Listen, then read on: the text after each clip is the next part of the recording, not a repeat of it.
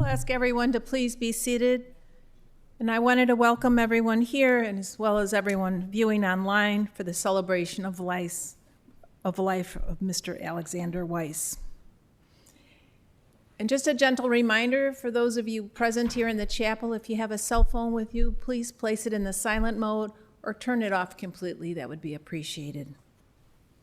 And I would like to mention that immediately following the celebration of life today, there will be a Shiva here at the Chicago Jewish Funerals in the room that's across the hall until 5 p.m. today. Officiating today is Mr. Arlen Lasinski.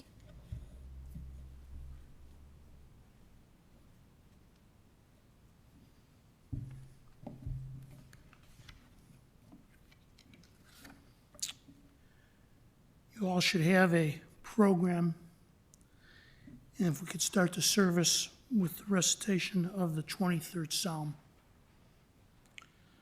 The Lord is my shepherd, I shall not want. He maketh me to lie down in green pastures. He leadeth me beside the still waters. He restoreth my soul. He leadeth me in the paths of the righteousness for his name's sake. Yea, though I walk through the valley of the shadow of death, I will fear no evil, for thou art with me. Thy rod and thy staff, they comfort me. Thou preparest a table before me in the presence of mine enemies. Thou anointest my head with oil, my cup runneth over. Surely goodness and mercy shall follow me all the days of my life, and I dwell in the house of the Lord forever. A recitation of 121st Psalm. A song for ascents. I turn my eyes to the mountains. From where will my help come? My help comes from the Lord, maker of heaven and earth. He will not let your foot give way. Your guardian will not slumber. See, the guardian of Israel neither slumbers nor sleeps. The Lord is your guardian, the Lord is your protection at your right hand. By day the sun will not strike you, nor the moon by night. The Lord will guard you from all harm, he will guard your life. The Lord will guard your coming and your going, now and forever. At this time, we have a number of speakers who have been part of Alex's life. And the first speaker who has some words to share is Mr. Stephen Caruso.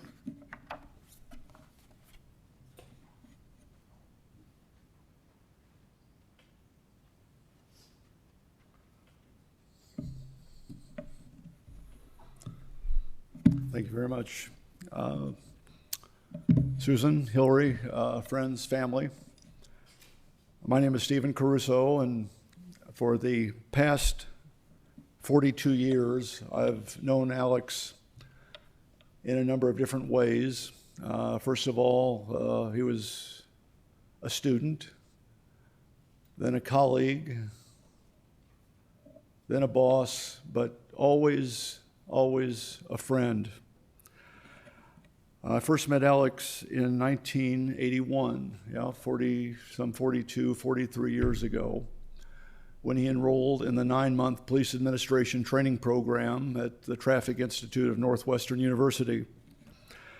At that time, my position there at the university was the chairman of the traffic option. Within the 9-month police administration training program, we had 3 options, or 3 major fields of endeavor. One was traffic administration, one was the training function, and the third was the management function. Alex chose the traffic option that particular year, being a young traffic sergeant from the Colorado Springs Police Department. That particular year, the 1981-82 class had 49 officers, literally from all over the world. If my memory serves me correctly, we had 4 officers from Taiwan, 1 from Cyprus, and 2 from New Jersey. I'm glad some of you got that one. It didn't take us long to figure out that Alex was a very special individual, highly motivated, articulate, hardworking. In fact, we probably didn't challenge him enough based on his intellect and his abilities, but we did our best. When he became my boss sometime later, I scurried back to the records to make sure that I'd given him all A's.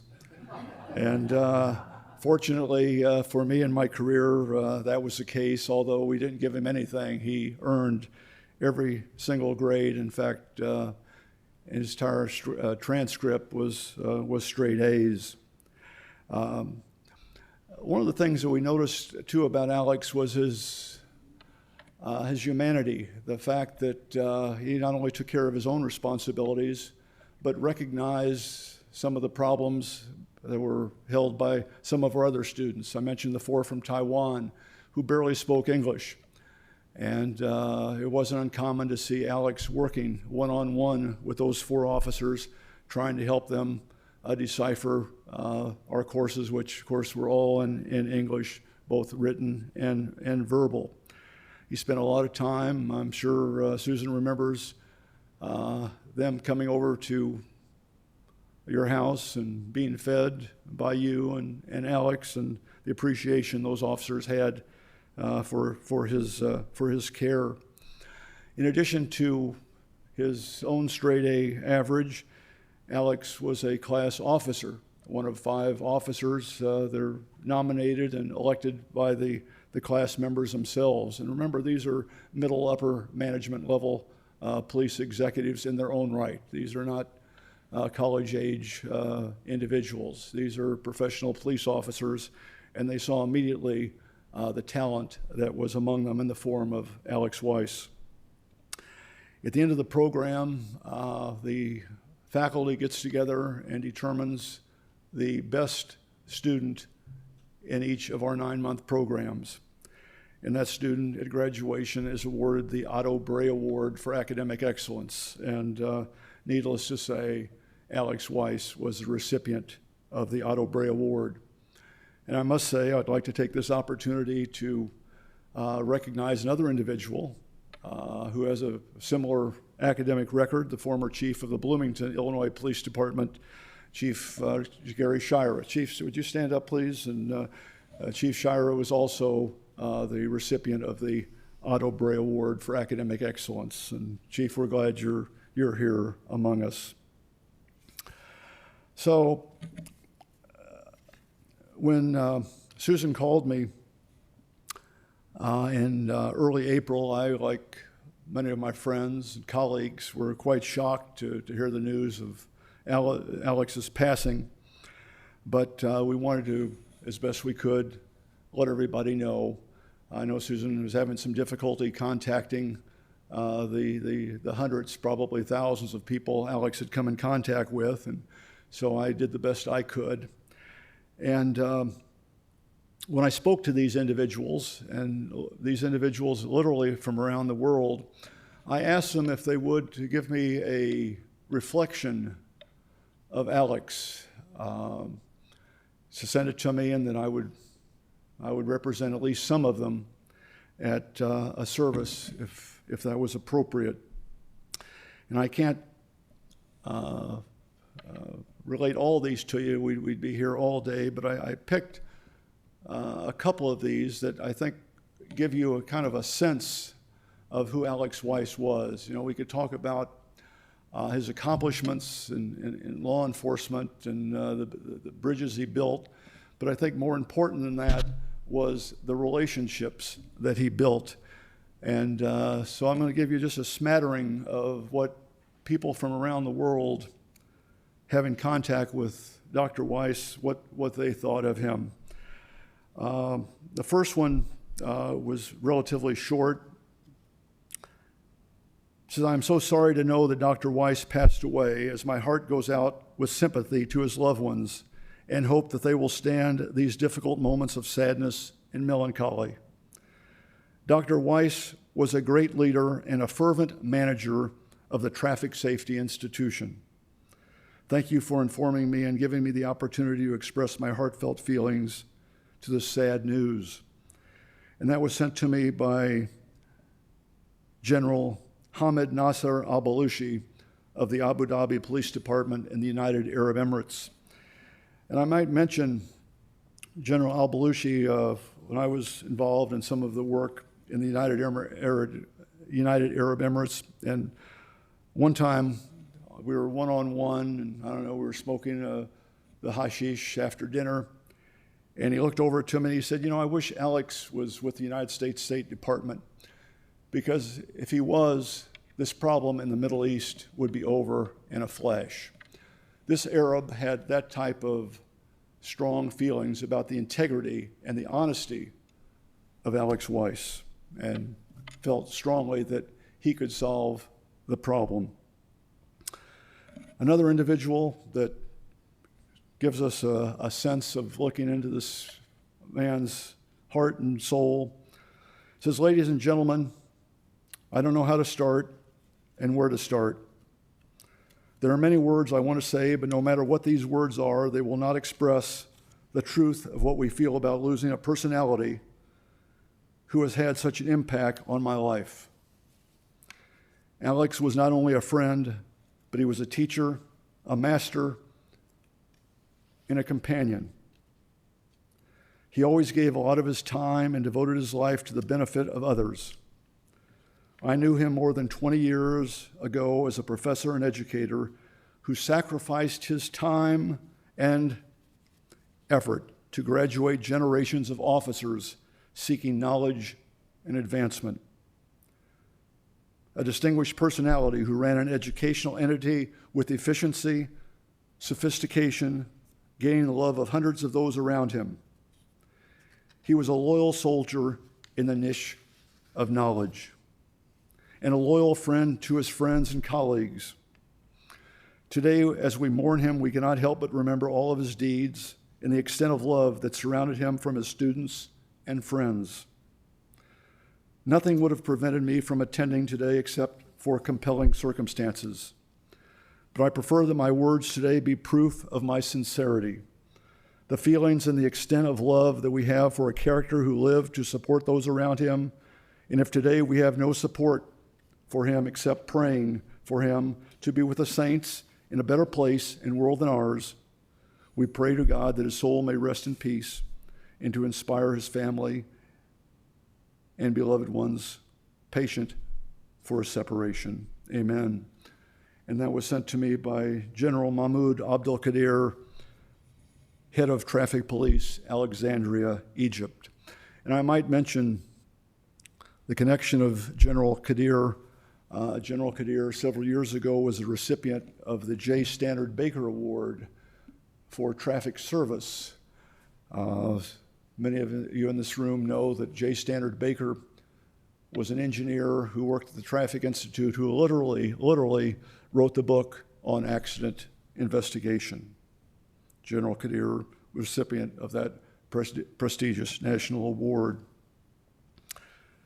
Stateside, that's kind of from the international standpoint, but stateside, one of Alex's close comrades says this: Alex was influential in attracting me to teach at Northwestern School of Police Staff and Command from 1992 to 2014. Alex was a trusted advisor and mentor to many. In his thoughts, insights, wit, and wisdom positively affected many police departments. And as a change agent, our complete policing vocation, and those are pretty strong words. He will be missed in coming police challenges, and we appreciate all the sacrifices to move the needle for public safety, whether in our country or internationally. He epitomized a true thought leader. He epitomized a true thought leader.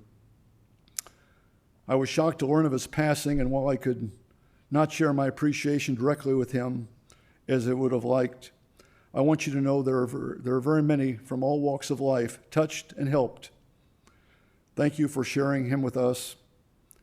I know it was a great sacrifice on your part. Few will reduce their appreciation and thanks to writing, but you must know how much he meant to me.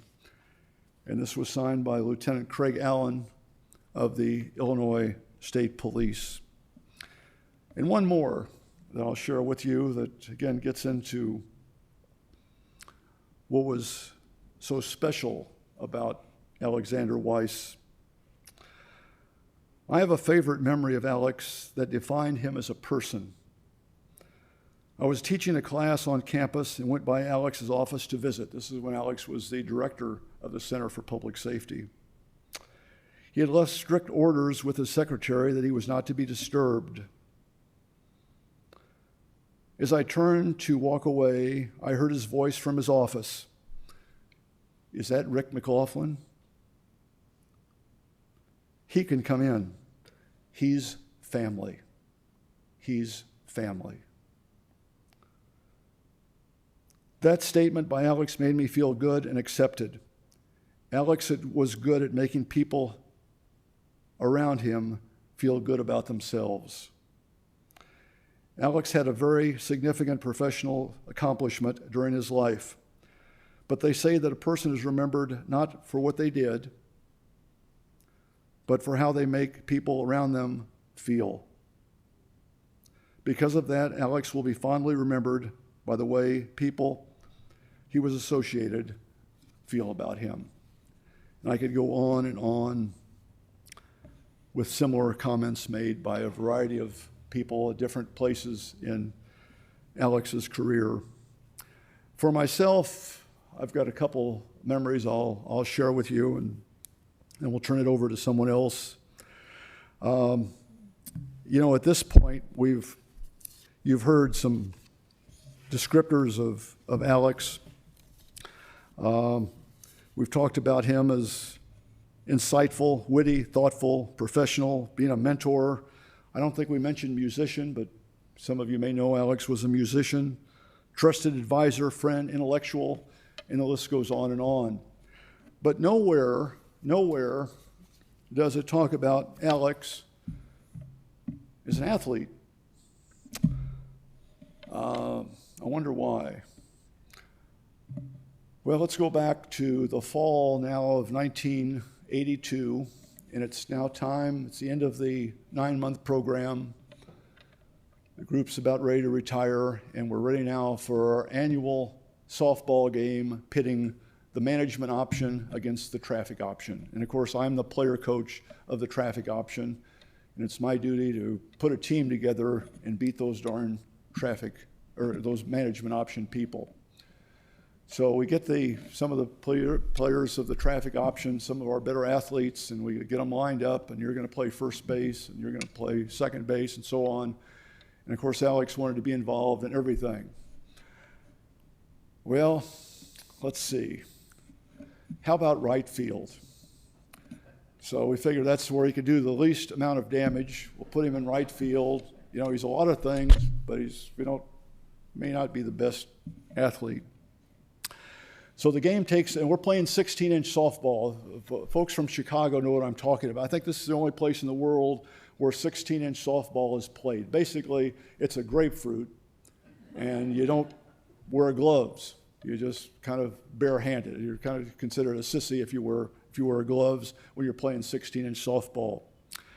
So we're off and running, and the game's pretty close. And I don't know, we get to the last inning, and I think my traffic option is ahead by 1 run, and the management option is up to bat.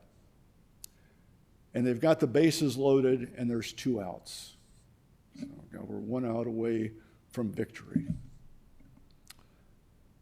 So the ball is pitched, and a high fly ball is hit, guess where? Right field. My whole life flashes before my eyes. So this is it. They're going to clear the bases. We're going to lose. That's the end of the game. And here comes Alex. And not only does he catch the ball, but he catches the ball in a Willie Mays-style basket catch with a tremendous amount of flair, and we won the game. And I like to think, and I like to tell that story because it epitomizes his whole career and the fact that Alex Weiss never, ever dropped the ball. And I can say that after watching him for over 42 years, always on top of things. Let me close by telling you one more story that I like to think about. We mentioned that softball being like a grapefruit, and that has something to do with this story. From the time I from the time I left, I retired from Northwestern University in 2002. I moved to Kansas City first of all, and then about 10 years ago moved to Austin, Texas, where my children and grandchildren are. But from 2002 until last December, during the holidays, I'd always get a bushel of grapefruits from Alex. He was that generous, he was that thoughtful, always thought of me at Christmas with a bushel of grapefruits. And I would always look forward to that. And this last December, about the 15th, here comes the grapefruits. Typically, what I do is I quickly write a thank you note, and I followed up a couple days later with a telephone call. That's kind of the scenario. And we catch up on what's been going on during the year. This particular time, I did, in fact, write the thank you note, send it off. But for some reason, I'll never know, I didn't make that call. And ladies and gentlemen, I'll be forever sorry that I didn't make that call, because it would have been the last opportunity I had to talk with Alex. The good news of all that is that from this day forward, I'm going to try to be a good man, because when I eventually pass, and that day will come sooner, perhaps later, I want to go where Alex is right now and tell him thanks for those grapefruits. Thank you for listening.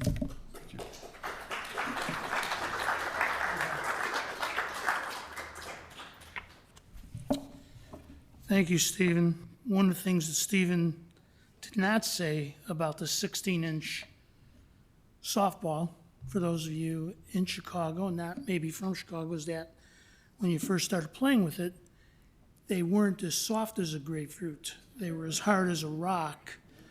And so the whole point being, you were playing with your bare hands. Our next speaker is Mr. Larry Krause.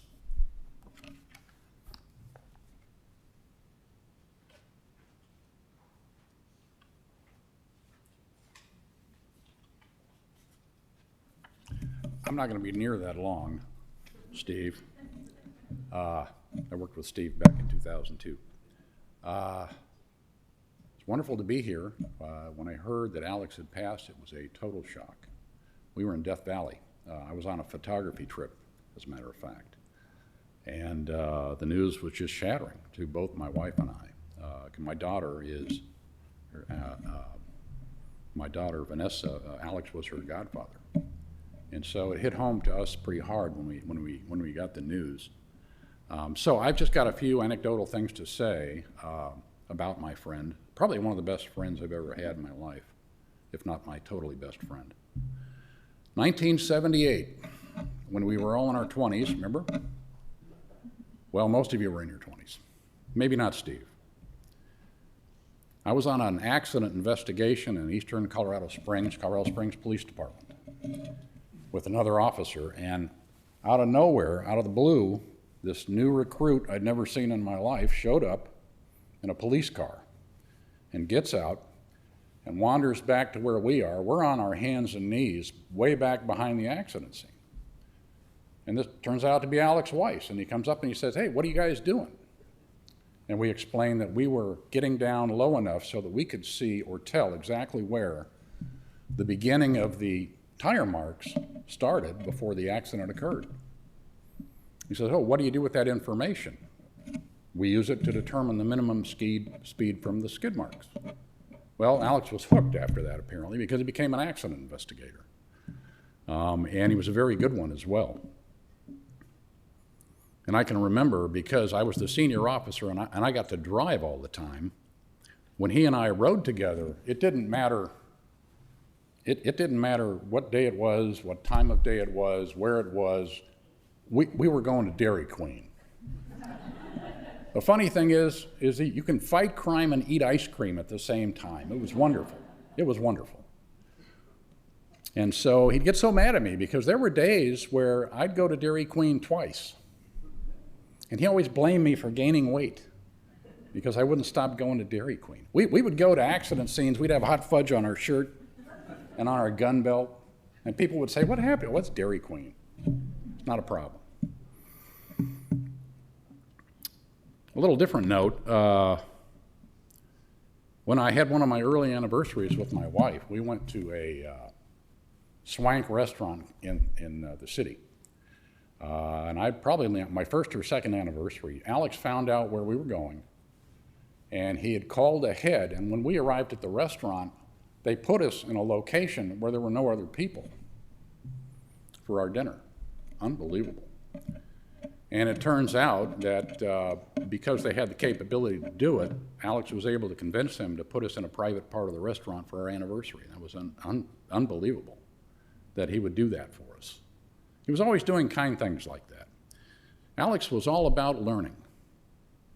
Learning for himself, becoming a scholar, but also helping other people learn as well. And he taught us very well. He became, I'm explaining skid marks to him. 40 years later, he's my boss. He knows a lot more about skid marks than I ever knew. We were in Abu Dhabi when what Steve Caruso was just mentioning. That's a funny story. We were working with the Abu Dhabi students, and if you're not familiar with Abu Dhabi, these people have a lot of money. And we had to get a volunteer somebody with an old car who wouldn't mind us driving it up to 60 miles an hour and slamming brakes on for like 3 hours straight so that we could lay down skid marks and then determine the speed from the skid marks. And one of the students raised his hand. He said, "I've got a car." "Great. What kind of car is it?" "Well, it's a brand new BMW V12 760i, which you don't see in America even. It's that big a car. It's that expensive a car." And for the next 3 hours, we raced that car around a parking lot and laid down skid marks and melted the tires on this car. And that guy smiled the whole time. I couldn't believe it. Unbelievable. So anyway, Alex, in 2002, about the time Steve Caruso was leaving the university, Alex had me come out to help him. And I ran the management training division for a couple of years with Alex. And he was as gracious and as wonderful a boss as he was a mentor and a colleague and a friend. And I really enjoyed working with him. We traveled all over the country, all over the world actually, when we went to Abu Dhabi. And he taught me a lot in my life about being good to people and being respectful. And I'll never forget him, and I'm glad he was my friend, and I'll miss him very, very much. Thank you.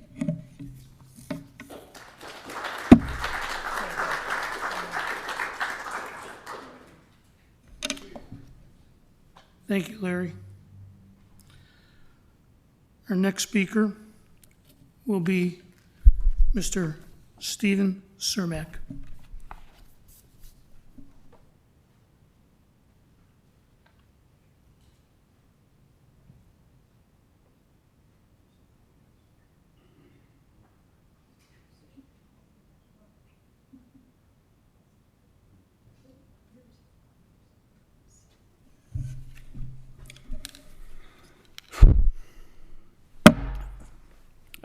Good afternoon, everybody. Thank you for allowing me to say a few words. I really appreciate being able to speak today. But just know that any length of time that I do speak, I really wouldn't be able to capture kind of how I feel about Alex, the respect that I have and admiration, and how much I cherish our friendship for so many years. So it'll be a short view, and hopefully I'll just get be able to convey a little bit about how I feel about Alex and the important role he's played in my life. I thought I'd first just talk a little bit about him as a professional, because that's how I met him as well. On the 3rd floor of Sycamore Hall at Indiana University. At that time, he was a first-year assistant professor, and I was working on my dissertation and went as a visiting professor there, and I ended up staying there for a while. And we shared a number of things. We shared interest in the study of police. We both enjoyed a good steak, cigars, martinis. And I'll be honest with you, I think we both felt a little bit out of place being in such a distinguished ivory tower institution, or at least I did. And so we hit it off. Really immediately.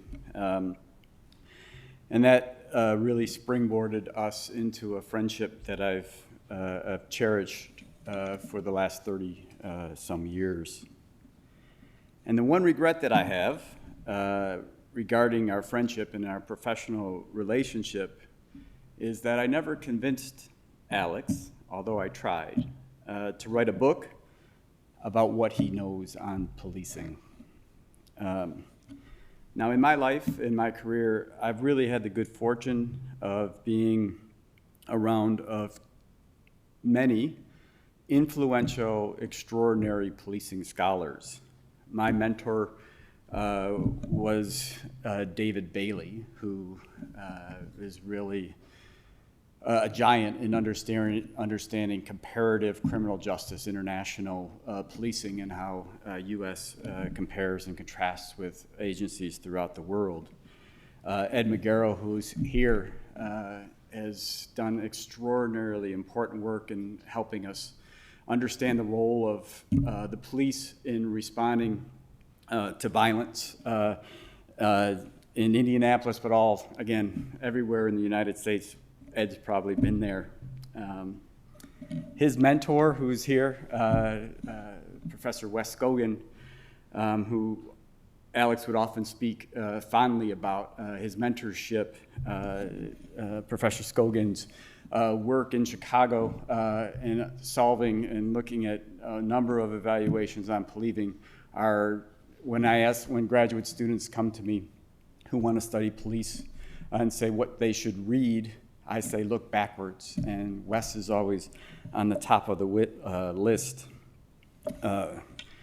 His first mentee was my colleague at Michigan State, Jeremy Wilson, who loved Alex so much and respected Alex so much, he actually named his daughter after Alex, who just graduated from high school this past week. But Jeremy's work on recruitment and retention of policing is looked at by policing administrators, again, everywhere in the United States.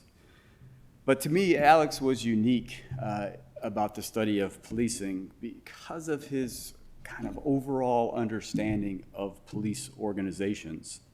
It was mentioned earlier, his early training in traffic and using that work both as an investigator, but later on as a tool in terms of solving various problems that police departments face, using it as a way to respond to violence, for example. And some of those evaluations are still seminal pieces in terms of how we think about the role of using proactive patrol in responding to police, but not just traffic. The things he's done in training and thinking about using training, executive leadership.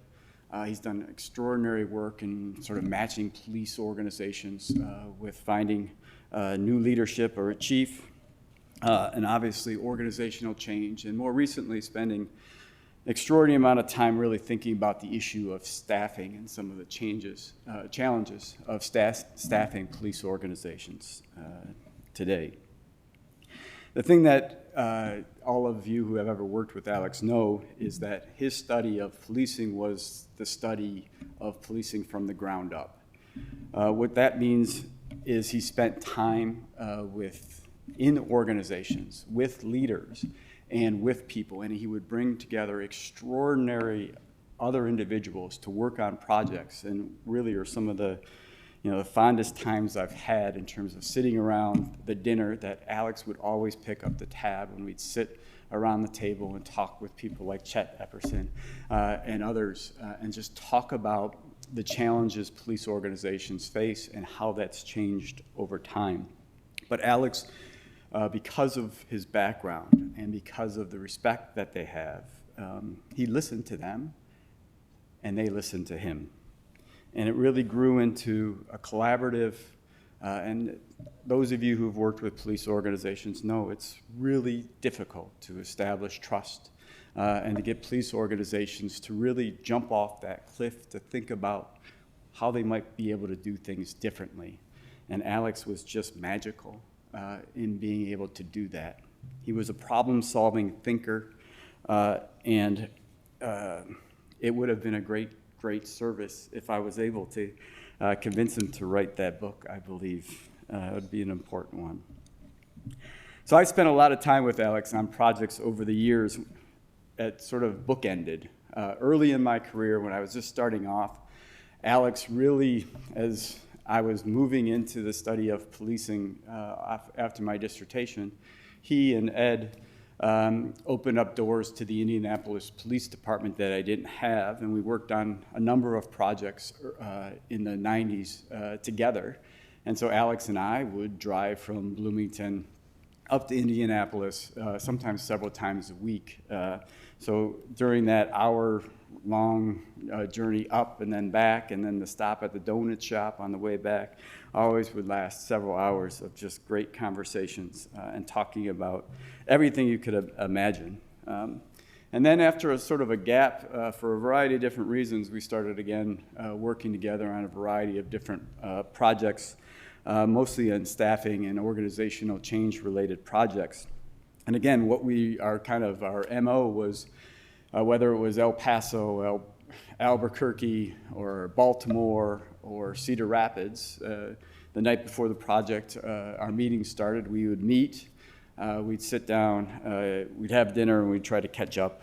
But what was interesting to me, we talked a little bit about policing, we talked a little bit about the project, we talked about some other things, sometimes world affairs, sometimes sports, and some of the other things, and sometimes we tell stories about the past, because we've had certainly a number of funny characters in both of our lives. But mostly we talked about family and the people, the important people in our lives. And I just want to tell you both that Hillary and Susan, he loved you dearly. Hillary and I met Hillary when she was very young, right? Early 1990s. And she remembered me just from the truck that I drove back in those days, because I would come to their house in my truck, and we'd go there. But even though I haven't seen Hillary since the days of my old truck, I know her. I know all about her music career and playing the piccolo. I know about her love for hockey and playing hockey. I know about how she's a wonderful dog trainer, because of all the things that Alex would just rave and talk about when we were together. And it was so, it was great just being part of your life because Alex shared it with me. And for Susan, too, who I've seen her on occasion over the years, but it's the same sort of thing. Alex just would talk about all the good ways that Susan would make his life better, and how we would talk about, I just never thought I would find somebody as amazing as my wife. And he really, I think, they both found really the secret of love and just accepting each other for absolutely who they are. So I wanted to just tell you that I can't tell you how much I'll miss him. I'll miss him terribly over the years, but know that, like all of you, my life's much, much better for getting to know Alex. Thank you.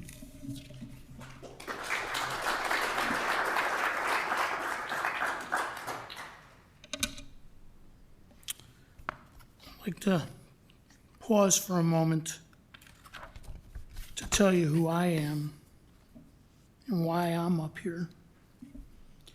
And I thank Steve, Larry, and Steve for sharing their words.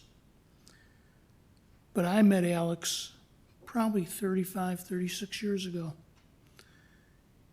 And we met in a pre-adoption support group.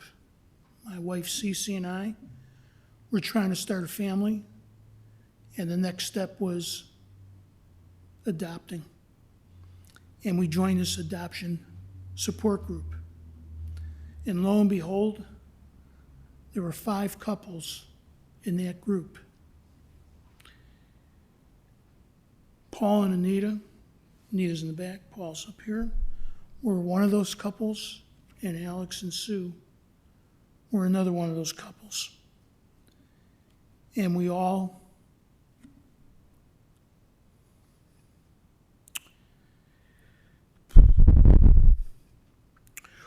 have families.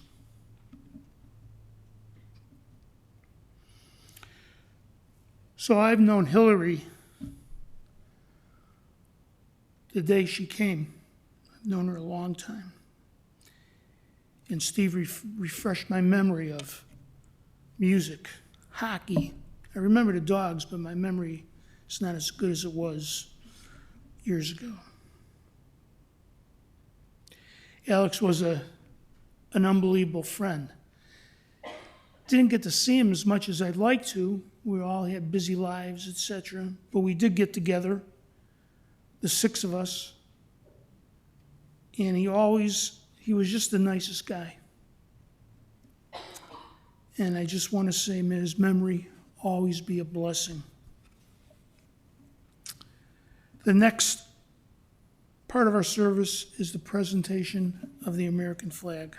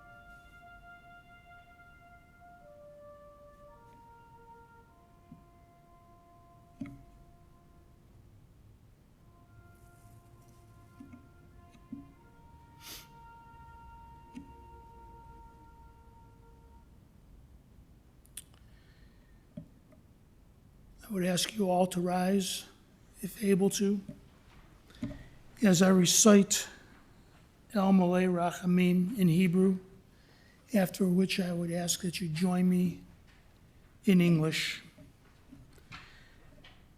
El Malay Rachamim Shochein Bamaromim, Hamsei Menucha Nuchuna, Tachat Kanfei HaShechina, Ba'alot Kadoshim Udhorim Kizohar Harakia Mazhirim Et Nishamat Sheya Ben Svi Shahalach Leolamo Began Eden Tehei Tinuachato Lechem Baal Harachamim Yasterehu Beseter Kenafarv Leolamim V'yitzror Hachayim et Nishmato Adonai hu nachaloto V'yanuach B'shalom al Mishkavo V'yomar Amen.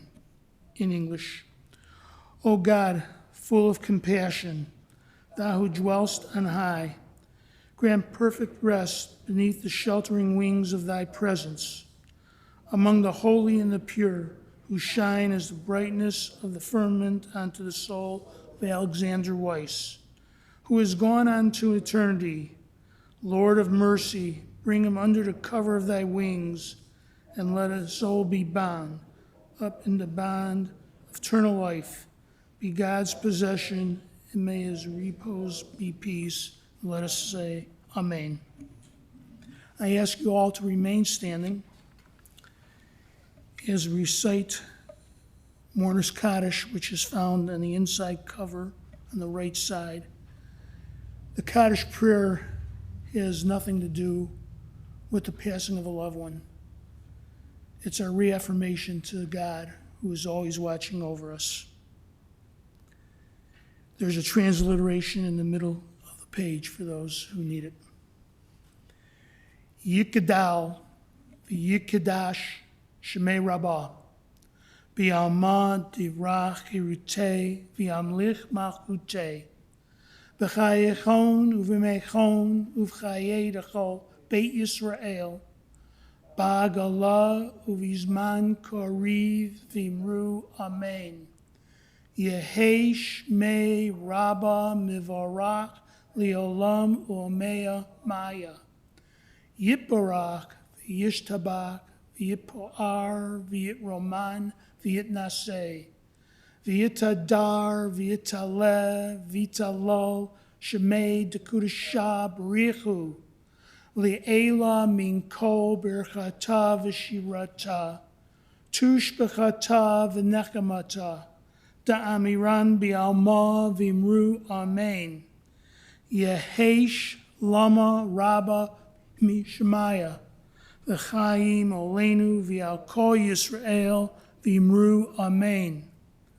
Osei shalom b'mromav, hu ya'aseh shalom, olenu v'al kol Yisrael v'imru amen. And one more moment, please, near the bottom of the page. There's a saying we use when we're comforting those who are in mourning. Hamakon Yinachem Etchem B'toch Sha'ar Avalei Sion V'Rushalayim. May God comfort you among the mourners of Zion and Jerusalem.